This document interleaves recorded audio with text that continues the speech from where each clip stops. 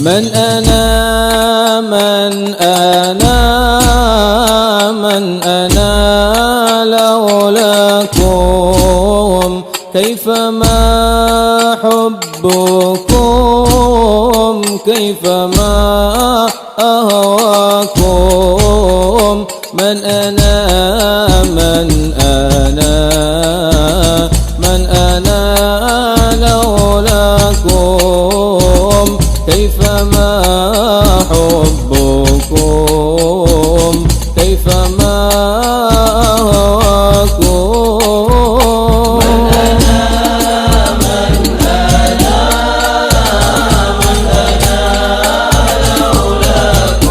حبكم كيفما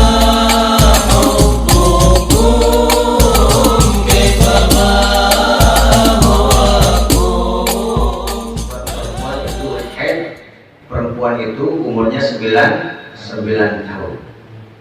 Nah, dari sini kenapa yang pertama di dalam kajian fikih kita ini kemarin tauhid, rukun Islam dan rukun iman. Kemudian makna la ilaha illallah masih dalam kategori akidah ataupun tauhid. Nah, sekarang masuk dalam pelajaran syariah yaitu ilmu fikih. Kita sebagai orang Islam, kita udah dengar hadis dari Nabi kita Muhammad sallallahu alaihi wasallam, talabul ilmi fardhatun ala kulli muslimin. Menuntut ilmu itu hukumnya wajib buat muslim laki-laki dan muslim perempuan. Nah, kenapa menuntut ilmu itu menjadi wajib? Ya menjadi wajib karena apa? Itu tidak lain dan tidak bukan adalah lil ibadah, untuk ibadah kepada Allah Subhanahu wa taala. Seandainya kita tidak ada perintah ibadah, tidak ada perintah menyembah Allah dalam bentuk apakah itu haji, puasa, sholat dan lain sebagainya, kemungkinan menuntut ilmu itu tidak menjadi wajib. Tapi lantaran kita ini pengen ibadah, maka hukum ngaji itu jadi wajib. Nah, hadis Nabi kita yang talabul ilmi fardhatun itu ilmu apa aja yang wajib kita pelajari. Yang wajib kita pelajari itu ilmu apa? Apa ilmu pelet? Apa ilmu besi? Apa ilmu apa ilmu matematik, apa ilmu ilmu kedokteran? Bukan. Jadi cukup 3 yang wajib aja, yaitu apa? Akidah yang kita kenal dengan ilmu tauhid, syariah yang kita kenal dengan ilmu fikih, dengan tasawuf yang kita kenal dengan ilmu akhlak. 3 aja. Jadi sepanjang kita sebagai seorang muslim, maka 3 disiplin ilmu ini wajib kita pelajari. Apalagi sampai kita menguasai. Adapun lebih dari ilmu itu tidak wajib ataupun tidak fardu ain, hanya sebatas fardu kifayah. Ya ilmu akidah, kita juga mempelajari ilmu tauhid hanya sebatas dasar-dasarnya aja cukup, berarti udah gugur kewajiban kita. Mengenal sifat Allah yang wajib, yang mustahil dan yang jaiz. Mengenal sifat Rasul yang wajib, yang jaiz, yang mustahil dan yang jaiz. Mengenal jumlah malaikat ada berapa, itu namanya ilmu tauhid. Kalau ada orang Islam sampai sekarang kagak tahu jumlah malaikat, maka dosa dia. Jumlah malaikat ada berapa? Ada berapa jumlah malaikat? Jumlah malaikat banyak, lebih banyak dari jumlah manusia. Itu jumlah malaikat. Tapi jumlah malaikat yang wajib kita ketahui hanya 10 istilahnya. Makanya dalam ilmu tauhid ada kata-kata yang wajib kita ketahui, sifat wajib bagi Allah yang wajib kita ketahui, sifat wajib bagi Rasul yang wajib kita ketahui. Artinya apa? Kalau kita kagak tahu, kita jadi dosa. Jumlah malaikat ada 10 dari mulai apa? Mulai dari Jibril sampai apa? Sampai Malik, penjaga pintu neraka, itu kita wajib tahu. Selebihnya kita kagak tahu, kagak dosa. Yang penting 10 aja. Begitu juga jumlah Nabi dan Rasul. Yang wajib kita ketahui ada 25. Seandainya kita kagak ada yang apa jumlah 25, maka kita berdosa. Karena itu ada hukumnya wajib kita ketahui. Itu namanya permukaan-permukaannya aja. Seandainya pun kita pengen tahu kedalamannya, itu menjadi fardu kifayah, bukan menjadi fardu ain. Jadi permukaannya aja yang kita fardu ain. Adapun kedalamannya itu hanya fardu kifayah. Semacam misalnya begini. Dalam ilmu tauhid, yang wajib bagi Allah itu wujud, qidam, baqa, mukhalafatul hawadits, terus. Nah kemudian apa? Mana tandanya Allah itu wujud? Ada alam ini. Udah hanya sebatas itu aja. Dan itu yang cukup yang kita pelajari. Seandainya ada orang Islam tidak mengetahui ilmu tauhid, maka berdosalah dia. hanya sebatas tahu ilmu fikih dan ilmu tasawuf, berdosalah dia. Begitu juga sebaliknya, dia tahunya ilmu fikih doang, ilmu tauhid dia kagak pakai, ataupun ilmu akhlak dia kagak pakai, sama. Makanya ada di dalam mukadimah kitab tasawuf itu, man tafaqqaha wa lam yatasawwaf faqad tafassaqa. Wa man tasawwafa wa lam yatafaqqah faqad tazandaqa. Begitu saja. Man tafaqqaha wa lam yatasawwaf faqad tafassaqa. Orang yang mengetahui ilmu fikih tapi tidak bertasawuf, maka dia menjadi fasik. Dan orang yang mempelajari ilmu tasawuf, wa man tasawwafa wa lam yatafaqqah, tapi tidak mendalami ilmu fikih, faqad tazandaqa. Bisa dikhawatirkan kekafirannya. Berarti gimana kita perlu pakai? Dua-duanya. Sama tauhid jadi 3. Ada orang pinter dah, baca Qurannya cakep, tapi tanah orang meter-meterin aja, ada gak begitu? Hah? Oh, udah ustaz begitu, tapi nipu mulu. Ada ustaz nipu? Kalau ada. Kalau misalnya ada ustaz nipu, berarti dia hanya sebatas fikih doang yang dia bisa, tapi tasawuf dia nggak pakai. Sebaliknya begitu, kita belajar wirid, kita belajar apa? Kita belajar tarekat, tapi nggak pernah mempelajari apa? Fikih, maka bisa kafir kita. Buat apa kita zikir kepada Allah? Buat apa kita menyebutkan zikir bergadang-gadang dengan mengamalkan ilmu tasawuf, tapi kita tidak mengamalkan ilmu fikih? Itu bisa jadi kita menjadi kafir. Makanya 3 disiplin ilmu itu yang fardhotun. Cukup gitu aja. Ada pun belajar nahwu fardu kifayah. Belajar tafsir fardu kifayah. Belajar ilmu-ilmu yang lain fardu kifayah. Hanya ini aja yang fardu ain ataupun yang wajib kita pelajari. Nah itu makanya di sini ada tauhidnya, ada fikihnya, nanti diselipin dengan akhlak yang diajarkan oleh Habib kita. Apa namanya? Kita apa? Risalatul Mu'awanah itu akhlak. Berarti kena semua yang kita pelajari. Adapun ilmu-ilmu yang lain kita belakangan. Bahkan kita wajib dicegah. Belajar Quran belum rapi, makhraj huruf belum benar, udah belajar tafsir. Itu belakangan. Tafsir udah belajar tafsir, tapi belajar namanya bacanya makhrajnya belum beres. Jadi jangan ke fardu kifayah dulu sementara belum fardu ain. Nah sekarang tanda-tanda balik. Apa sih artinya balik? Balighun. Balik itu artinya sampai. Jadi makanya dalam bahasanya bulugh itu sampai usia dewasa. Sampai usia dewasa. Jadi ciri-ciri pertama orang itu dinyatakan balik baik laki-laki dan perempuan umumnya kalau sudah sampai 15 tahun. Hah? Sekarang ya dulu dan sekarang udah sampai 15. Ntar di sini kita lihat udah sampai 15 tahun. Nah berarti ini kita ada yang belum balik belum? Udah berlaporan semua. Nah ada yang belum balik tuh ya. Belum balik. Nah belum balik berarti di bawah 15 tahun. Jadi ini namanya ciri-ciri usia. Kalau dia udah sampai 15 tahun maka dinyatakan balik. Berarti apa? Ketika dia itu udah balik maka kena taklif. Taklif itu perintah atau beban. Apa taklifnya? Melaksanakan perintah, meninggalkan larangan. Kalau anak itu udah 15 tahun laki-laki dan perempuan, ketika ada perintah sholat maka wajib sholat. Ketika ada perintah mengerjakan puasa Ramadan, wajib puasa Ramadan. Ketika ada larangan minuman keras, ketika ada larangan mencuri, ketika ada larangan berbuat zina, ketika ada larangan yang lainnya yang Allah larang, maka anak yang usia 15 tahun itu harus meninggalkan. Nah itu namanya taklif, beban untuk melaksanakan perintah dan meninggalkan larangan. Orang yang dibebani, yang sudah masuk usia balik, namanya mukallaf. Namanya apa? Ini kita namanya mukallafin. Kita orang-orang yang kena taklif, kena beban. Apakah itu hukum yang 5 itu? Wajib, sunnah, haram, makruh, dan mandub. Itu namanya hukum taklif. Orangnya namanya mukallaf. Orangnya namanya mukallaf. Nah itulah Jadi ketika ada perintah maka wajib dilaksanakan, ketika ada larangan maka nggak harus ditinggalkan. Sekarang begini gambarannya. Kalau seandainya nih usia kita 15 tahun lewat sebulan, ada orang itu usianya 15 tahun lewat sebulan. Jam berapa ataupun kapan dia 15 tahun? Zohor.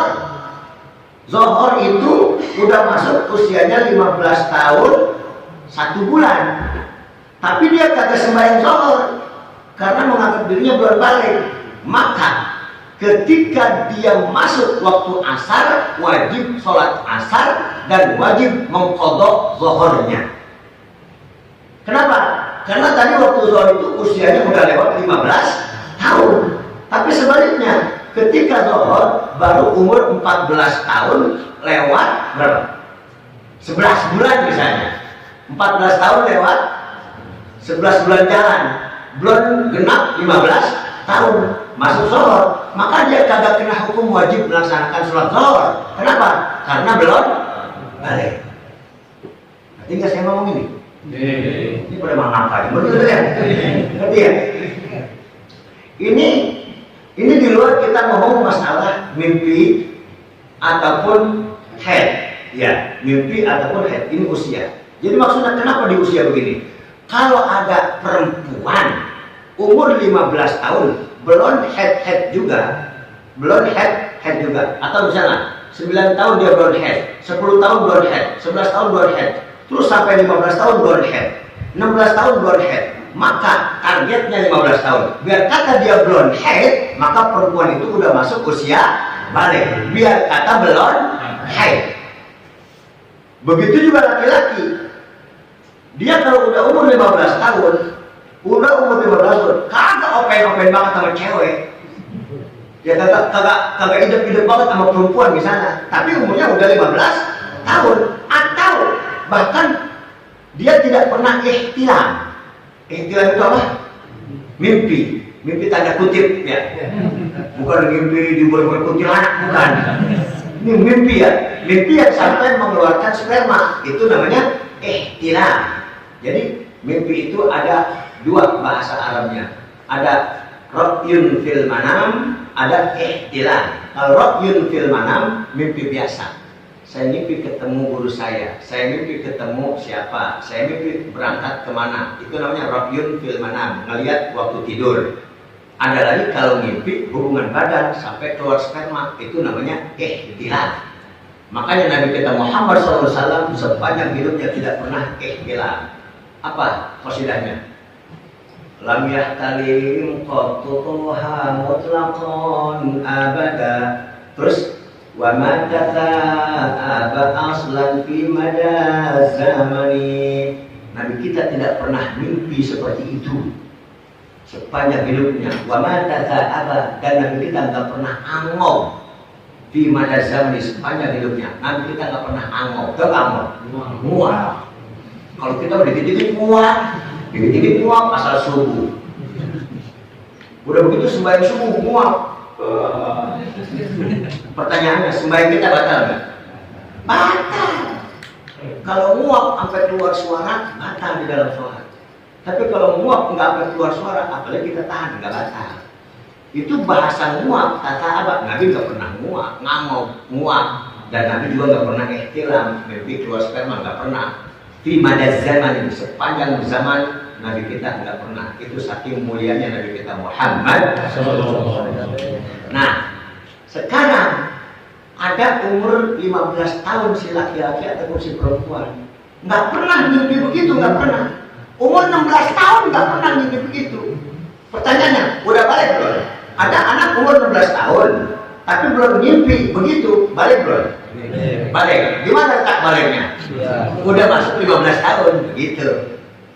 Nah itu jadi jangan kita sangka gue mau belum balik, belum 15. Nah sekarang yang kedua, wal ihtilamu fil dzakari wal unta lidis isinina. Mimpi, laki-laki mimpi, tidurnya mimpi begitu keluar sperma. Tapi mimpinya ketika itu di bawah umur 15 tahun. dan di atas 9 tahun. Kalau dia itu belum sampai 15 tahun, tapi tidurnya udah ngimpi keluar sperma, dan ngimpinya itu di atas 9 tahun, maka juga ini termasuk tanda-tanda balik. Nah sekarang yang kita bilang tadi katanya, zaman sekarang, waduh, jangankan 15 tahun ya Bibi, umur 13 tahun anak sekolah udah ganti-ganti pacar. Ada nggak begitu? Masya Allah, anak SMP lo lain doang naik motor, cewek metro kelas 3 sudah. Kalau udah masuk SMA mah itu naudzubillah dah, naudzubillah. Jadi SMP pacaran, SMA hamil, kuliah nikah. Kalau dia nikahin, naudzubillah, itu berarti apa? Kalau ada anak SMP ataupun awal-awal SMA umurnya 14 tahun udah ganti-ganti pacar atau udah kenal namanya pacar dan udah ihtilam, itu berarti udah dinyatakan balik sekalipun umurnya belum sampai 15 tahun. Ini namanya tanda-tanda alam. Begitu juga perempuan sama. Emang perempuan mimpi begitu? Ada? Ya tanya aja tuh perempuan. Ada perempuan. Oh, emang kok pernah mimpi keluar sperma? Lah, ya pokoknya berarti ada di sini nih. Ihtilam, mimpi keluar sperma buat laki-laki dan perempuan pada saat usia 9 tahun. Nah, jadi 9 tahun ke atas batasnya sampai 15 tahun. Kalau dia mimpi itu umur 10 tahun, sekalipun belum umur 15 tahun, baik laki-laki dan perempuan, maka sudah dinyatakan balik. Sekarang ada pertanyaan, bagaimana kalau ada anak laki-laki atau anak perempuan mimpi keluar sperma di bawah 9 tahun? Udah mimpi begitu. Ada ukurannya 8 tahun, mimpi begitu. Kalau kita melihat ini, maka anak itu belum balik. Bisa jadi dia kena penyakit. Itu belum balik. Karena ini 9 tahun ihtilamnya. Berarti kalau ada orang yang ihtilam di bawah 9 tahun, maka dinyatakan belum baliknya. Tapi kalau ihtilam di atas 9 tahun, ya bahkan sampai terus, itu udah dinyatakan baliknya. Jadi ada tanda-tanda usia, ada tanda-tanda alam. Alamnya itu mimpi, mimpinya pun itu di atas 9 tahun. Itu ciri-ciri yang kedua. Ya, ntar kalau ada yang masih belum hidup, tanya aja nggak apa-apa. Insya Allah kalau saya bisa saya jawab, kalau saya nggak bisa saya kabur. Nah itu ciri-ciri yang ketiga sekarang buat perempuan khusus, haid. Sama, kalau dia kagak haid atau kalau dia kagak ihtilam, dia haid. Misalnya umur 9 tahun anak ini haid, perempuan umur 9 tahun atau di perempuan, kan perempuan yang kalau pertama haid suka nanya, bingung sama bapak sama emaknya, "Ma, ini saya keluar darah." Anak itu ngomongnya udah umur 10 tahun. Itu pasti darah haid. Dilihat, oh ini haid nah, berarti udah kena kewajiban sholat. Jadi usia haidnya itu di atas atau 9 tahun ke atas. Bagaimana kalau ada perempuan haidnya umur 8 tahun?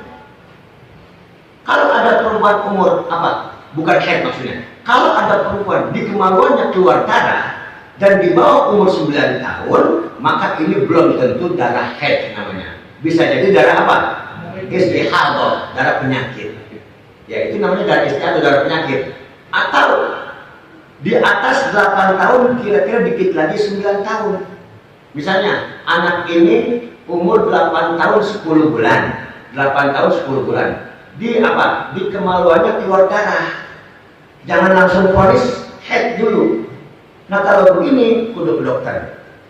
Tanya dokter, Bu dokter, nanya ibu dokter, jangan bapak dokter, kan perempuan. Iya. Kalau pasien perempuan, kudunya dokternya perempuan. Kalau pasien laki-laki, kudunya dokter laki-laki. Kita tanya, Bu dokter, ini anak saya darah apa nih ya? Keluar darah. Nah itu dia pasti tahu.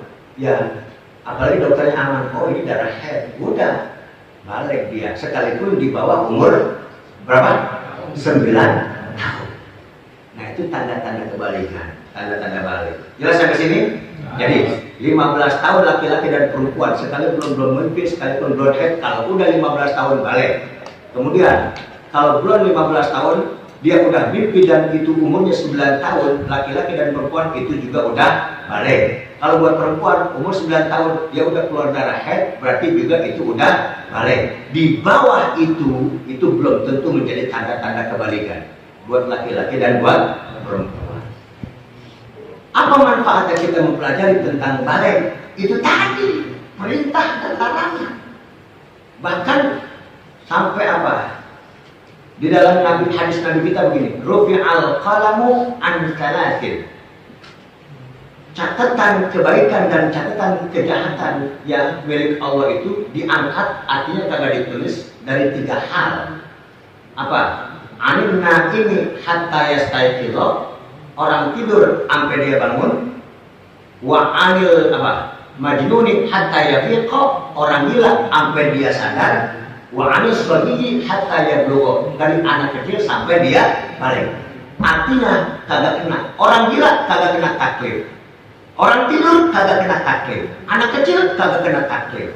Artinya anak kecil umur 10 tahun, anak kecil ya, umur 10 tahun buat laki-laki, belum mimpi belum apa, itu dia sholat, belum balik tandanya dia sholat. Apakah dapat pahala sholat? Kagak dapat.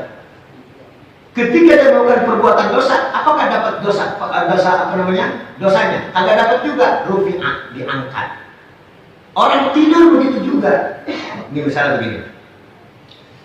Ada orang tidur jam 10 siang. Ya udah balik lagi, kita mau balik. Ada orang umur 30 tahun. Ya kita nih, kita tidur jam 11 siang. Bangun jam 4:30. Keblok namanya itu.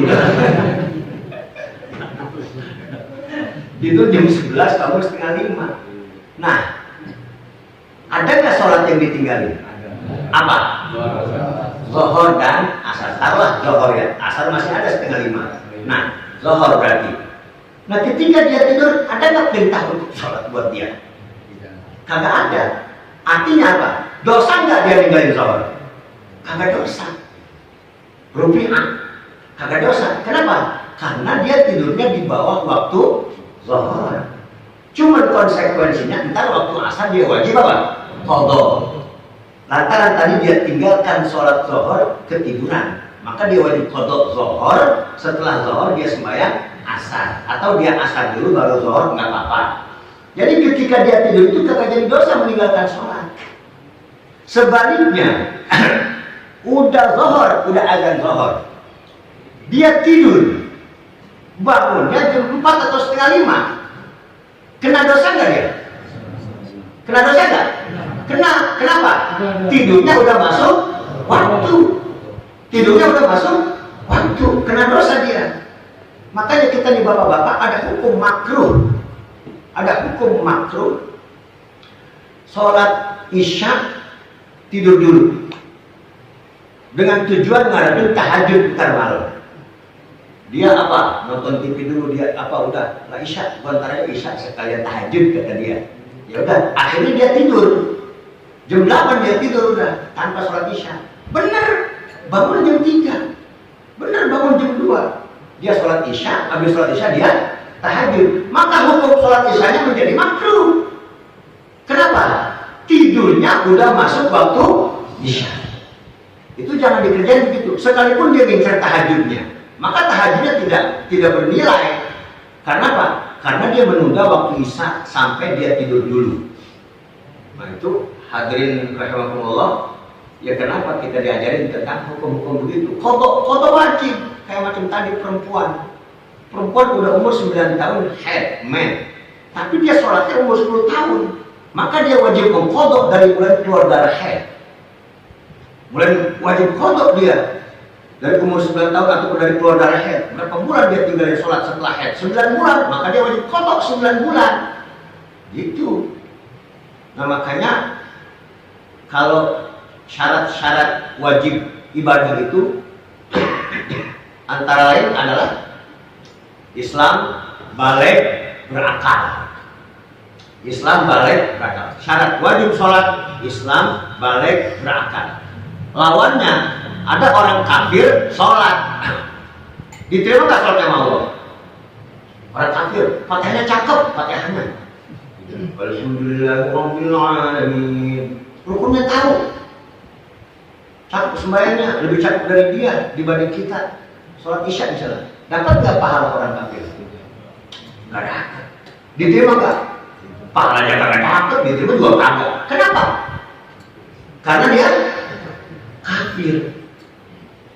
Orang kafir kagak dosa ninggalin sholat. Orang kafir kagak dosa kagak puasa. Lah kafir. Lah masuk nerakanya gimana? Katanya kagak dosa. Kagak puasa kagak masuk nerakanya likufrihi. Karena kekafirannya dia itu masuk neraka. Itu dia. Jadi biar kata dia nggak punya dosa dunia, tapi dosa dia kepada Allah apa? Kafir kepada Allah. Itulah yang mengakibatkan dia masuk ke dalam neraka. Jadi bukan karena dia ninggalin sholat, bukan karena ninggalin puasa. Kalau kita udah Islam, jangan dah. Oh, kalau orang Islam yang lain, kita bersorga kita mah. Kalau orang Islam belah sono, dia udah Islam, kagak sholat, kagak puasa, dia masuk neraka ataupun dia berdosa. Lantaran apanya? Lantaran kagak puasanya, lantaran kagak sholatnya. Kenapa? Lah karena dia udah Islam. Jadi kalau orang Islam dihukum karena perbuatannya meninggalkan sholat, meninggalkan puasa, meninggalkan perintah dan melaksanakan larangan. Tapi kalau orang kafir dimasukkan ke dalam neraka Allah bukan karena meninggalkan sholat, bukan karena meninggalkan puasa, tapi apa? Likufrihi, karena kekafirannya aja dia. Lijahdihi, karena ingkarnya kepada Allah Subhanahu wa Ta'ala. Wallahu a'lam bishawab. Cukup segitu aja. Takut nasib pada anjam. Masya Allah. Ya kalau ada yang dikit nggak apa-apa dah. Amin. Kalau ada yang dikit ya. Ya.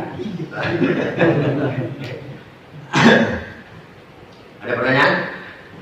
Ustaz. Oh iya. Perubahan head ya. Di bulan Ramadan. Oh iya. Kemudian datang lagi di Ramadan kemudian. Nah, dia belum mau bayar itu puasa Ramadan gantinya. Iya. Jadi puasa di bulan Ramadan akan datang gimana tuh? Nah, iya benar. Menunda, ada yang bukan menunda, males lah. Males lah dia. Waktunya. Iya. Itu perempuan. Iya. Ya. Ada perempuan kan larangan perempuan haid apa aja larangannya? Sholat, puasa, tawaf, ya. Nah itu larangan buat yang haid. Nah ketika dia lagi puasa haid, otomatis kan dia jadi kagak puasa. Iya. Kalau udah misalnya 10 hari, tinggal 10 hari lebaran, dia haid, berarti udah dia kagak puasa. Masuk bulan normal, Syawal, ya, Dzulqa'dah, Dzulhijjah, ya terus. Atau lu kan bayar ya, ketika dia normal, ketika dia suci. Dia kagak bayar. Apa ketemu Ramadan berikutnya? Jadi puasa tuh. Ketemu puasa lagi ya? Puasa, tapi di puasa. Di Ramadan itu? Iya. Di Ramadan itu udah normal puasa. Iya. Nah, tapi dia belum bayar yang 10 hari tadi. Belum. Nah, setelah itu berarti apa? Maka dia wajib qadha puasa tetap 10 hari yang ditinggalkan di bulan Ramadan yang lalu plus fidyah. Oh, berbeda. Plus fidyah. Iya, kudu tambah fidyah. Karena udah kelewat ketemu Ramadan. Iya. Jadi kalau ketemu Ramadan, iya, karena udah kelewat ketemu Ramadan berikutnya. Sekalipun Ramadan yang berikutnya dia full puasa. Nah, ini tengah 11 bulan dia kagak bayar. Maka dia wajib qadha yang Ramadan tetap, yang ditinggalkan 10 hari tetap plus fidyah. Itu hukum buat orang yang sengaja tidak mau membayar puasa pada saat-saat waktu muasak namanya, waktu luas. Itu muasak sebetulnya. Masuk bulan Syakban jadi mutoyak, jadi sempit dia. Nah, itu sama dengan kita laki-laki juga sama. Ya. Dia kagak bayar begitu juga. Ketemu Ramadan berikutnya, maka kudu bayar fidyah. Qadha plus fidyah, qadha. Jangan fidyah doang. Kagak ada bahasa orang bayar puasa hanya qadha, hanya fidyah doang, nggak ada. Kecuali orang sakit yang kagak bakalan sembuh dari penyakitnya dan orang tua yang udah pikun. Itu aja yang kudu bayar fidyah aja. Adapun laki-laki ataupun perempuan yang menyusui, perempuan yang hamil, perempuan yang haid tetap qadha. Wajib qadha utama itu. Ya, jelas ya? Begitu juga wajib qadha puasa juga si perempuan nih. Ini misal maaf ya. Bulan Ramadan dapat 5 hari, udah dapat 10 hari, dia masih 8 bulan 8 bulan 8 tahun berapa? 8 tahun 11 bulan kurang misalnya begitu hitungannya. Pokoknya begini. Dapat Ramadan 15 hari, genap usianya 9 tahun. Genap usianya 9 tahun. Tapi terus dia tetap puasa itu. Maka dia wajib qadha itu 15 hari. Kalau dia tetap puasa, tapi karena kalau dia tahu, nah ini saya udah balik ini, maka wajib puasa itu 15 hari berikutnya. Kesononya mah kagak, karena belum balik. Jadi pas usia genapnya baliknya itu Ramadan kurang 15 hari dia, maka 15 hari kesononya wajib puasa. Begitu. Ya mudah-mudahan pertemuan kita pada malam hari ini menambah ilmu kita. Dan mohon maaf atas segala kekurangan. Allahumma anfa'na bima 'allamtana wa 'allimna ma yanfa'una. Allahumma aghna bil ilmi wa zayyinna bil hilmi wa qina bil taqwa wa jabirna bil afiyah. Subhanallahumma wa bihamdika asyhadu an la ilaha illa anta astaghfiruka wa atubu ilaik. Akhirul kalam. Assalamualaikum warahmatullahi wabarakatuh. يا ربنا تعرف